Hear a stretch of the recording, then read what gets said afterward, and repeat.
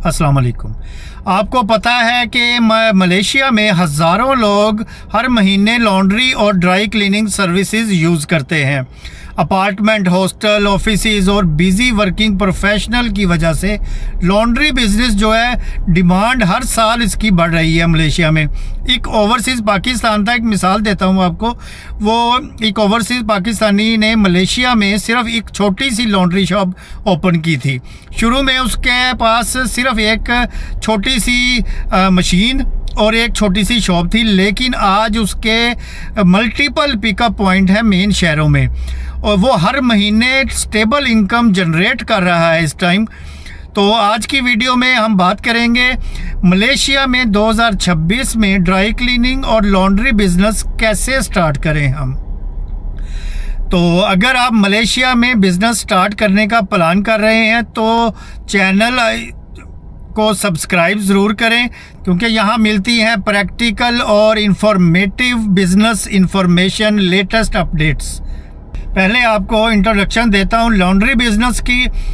उन बिज़नेसेस में से एक है जिनकी डिमांड इकोनॉमिक कंडीशन में ज़्यादा अफेक्ट नहीं होती। लोगों को कपड़े धुलवाने ही होते हैं हर जगह, जो बिज़ी लोग होते हैं। स्पेशली मलेशिया के मेजर सिटीज़ में जैसे कुआलालंपुर है, जैसे पिटालिंग जाया है, शाह आलम है, जोहर बारू है, पिनांग है। तो इसमें अपार्टमेंट और वर्किंग प्रोफेशनल की वजह से लॉन्ड्री सर्विस की डिमांड हर महीने हर साल बढ़ रही है यहाँ पे। इसलिए 2026 में भी ये बिज़नेस एक अट्रैक्टिव अपॉर्चुनिटी माना जा रहा है अभी मलेशिया में और दुनिया में। पहले नंबर पे आपको बताता हूँ बिज़नेस मॉडल सेलेक्ट करें कैसे हम। सबसे पहले आपको डिसाइड करना होगा कि किस टाइप का लॉन्ड्री बिज़नेस स्टार्ट करना चाहते हैं।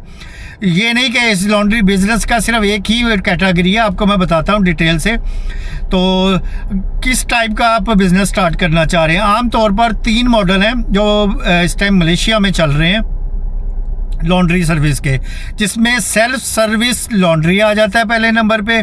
कस्टमर खुद मशीन यूज़ करते हैं, इसमें आपने कुछ नहीं करना होता, ऑटोमेटिकली पेमेंट होती है कार्ड के ज़रिए और कॉइन होते हैं वहाँ पे, इसमें आपको कुछ नहीं करना पड़ता। दूसरा नंबर पे आता है full service laundry. Staff washing करता है, ड्राइंग और फोल्डिंग करता है। इसमें आपको स्टाफ रखना पड़ता है, वो वॉश भी करेगा, तय शय भी लगाएगा, सब कुछ करेगा। तीसरे नंबर पे आता है ड्राई क्लीनिंग सर्विसेज। इसमें आ जाता है फॉर्मल क्लॉथ, सूट और स्पेशल गारमेंट्स क्लीन किए जाते हैं। इसमें कुछ मतलब कि जो पेंट कोट वगैरह या स्पेशल जो सूट होते हैं वो हम मशीनों में नहीं धुलते, आपको पता है, वो ड्राई क्लीन होते हैं, वो उसके लिए स्पेशल मशीन होती है। तीसरे नंबर की कैटेगरी वो आ जाती है।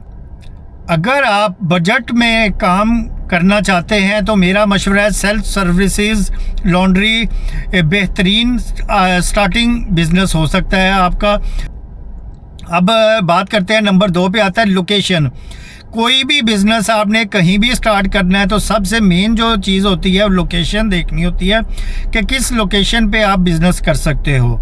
ठीक है, बिज़नेस की सक्सेस तब ही इम्पोर्टेंट फैक्टर मानी जाती है। लॉन्ड्री बिज़नेस के लिए बेस्ट लोकेशन जो बता देता हूँ आपको, हाई राइज अपार्टमेंट हैं जो मलेशिया में स्टूडेंट्स एरिया है, जहाँ पे यूनिवर्सिटीज़ वगैरह स्टूडेंट्स की रिहाइश है, वो एरिया है। वर्किंग हॉस्टल्स हैं जो बहुत तादाद में है मलेशिया में। रेजिडेंशियल कम्युनिटी जहाँ पे रहती है बहुत ज़्यादा तादाद में। तीसरे नंबर पे आ जाता है, चौथे नंबर पे बिज़ी कमर्शियल जोन, जो बहुत इम्पोर्टेंट चीज़ है, जहाँ पे बहुत ज़्यादा रश रहता है हर टाइम। लोकेशन सेलेक्ट करते वक्त पार्किंग और एक्सेसिबिलिटी भी ज़रूर चेक किया करें कि आप वहाँ पर पार्किंग वगैरह है आपके पास या नहीं है, वो उस आपके सर्विसेज कैटेगरी के ऊपर आ जाएगी। तीसरा जो पॉइंट है वो है जी स्टार्टअप कॉस्ट कितनी हो जाएगी। मतलब कि सबसे अहम चीज़ ये भी होती है कि आपके पास इन्वेस्टमेंट कितनी है, आप कितनी स्टार्टअप शुरू में जो आपकी कॉस्ट है वो कितनी आएगी। तो इन्वेस्टमेंट स्टार्टअप कॉस्ट डिपेंड करती है आपकी शॉप साइज़ पे, मशीनें कौन सी आपको चाहिए, उनकी क्वालिटी कैसी होनी चाहिए। तो इसके अलावा रेनोवेशन पे पैसे लगते हैं, वो आपको पता होना चाहिए। बिज़नेस मॉडल्स 3 बिज़नेस मॉडल बताए हैं, लॉन्ड्री के, वो उन तीनों में से आपने कौन सा चूज़ करना है, तो ये आपके ऊपर डिपेंड करती है। आपको जनरली इन्वेस्टमेंट की ज़रूरत हो सकती है। इसमें आ जाता है वॉशिंग मशीन, ड्रायर आ जाता है, आयरनिंग इक्विपमेंट आ जाता है, वाटर सिस्टम आ जाता है, स्टॉप और शॉप रेंटल आ जाता है, लाइसेंसिंग आ जाता है, जिन पे आपको इन्वेस्ट करना होगा तो आपको ज़रूरत पड़ेगी इन्वेस्टमेंट की। अगर आप प्रीमियम सेटअप बनाते हैं तो कॉस्ट ज़्यादा हो जाएगी इसमें, ये मैं आपको पहले बताता हूँ। उसका सेटअप ज़्यादा अच्छा होना चाहिए क्योंकि आपने क्वालिटी देनी है आपने तो। लेकिन small scale laundry services lower budget में हो जाएगी आपके, जो शुरू करना चाहते हैं आप बिजनेस स्टार्ट करने से पहले डिटेल्ड बजट प्लानिंग बहुत इम्पोर्टेंट होती है। आप हमेशा कोई भी बिज़नेस स्टार्ट करें उसमें आपने ज़रूर बजट की पूरी प्लानिंग करनी है। ऐसे ही नहीं उठा के जितने पैसे हैं वो लगा दिए तो बैक पे कुछ नहीं छोड़ा, ऐसा नहीं करना। अब पॉइंट नंबर 4 की बात करते हैं, लीगल रजिस्ट्रेशन कैसे हो सकती है, कैसे हम लीगल वे पे जाके अपना बिज़नेस स्टार्ट कर सकते हैं। मलेशिया में बिज़नेस स्टार्ट करने के लिए प्रॉपर रजिस्ट्रेशन ज़रूरी होती है। पहले नंबर पे कंपनी रजिस्ट्रेशन करवानी पड़ेगी आपको। दूसरे नंबर पे लोकल अथॉरिटी जो होती है उसकी अप्रूवल लेनी पड़ेगी आपको। तीसरे नंबर पे बिज़नेस लाइसेंस बनवाने पड़ेंगे आपको। चौथे नंबर पे टैक्स रिलेटेड कंप्लाइंस होते हैं, तो इनको समझना होगा इन सारी चीज़ों को आपने। बहुत से लोग बिना लीगल प्लानिंग के बिज़नेस स्टार्ट करते हैं और बाद में उन्हें जो प्रॉब्लम्स फेस आती हैं तो जितना उन्होंने इन्वेस्टमेंट की होती है वो सारी की सारी ज़ाया हो जाती है।